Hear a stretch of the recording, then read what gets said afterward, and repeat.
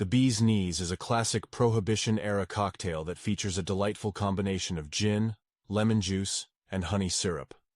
It's a refreshing, sweet, and citrus-infused drink perfect for any occasion.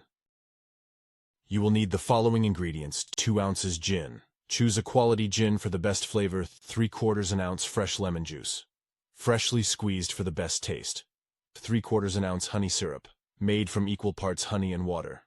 For equipment you will need cocktail shaker, strainer, jigger, citrus juicer, cocktail glass. Here are the instructions. Make the honey syrup by mixing equal parts honey and hot water until the honey is fully dissolved. Let it cool. Add the gin, fresh lemon juice, and honey syrup into a cocktail shaker filled with ice. Shake vigorously until the mixture is well chilled, about 15 to 20 seconds. Strain the mixture into a chilled cocktail glass. Optional. Garnish with a lemon twist or a lemon wheel.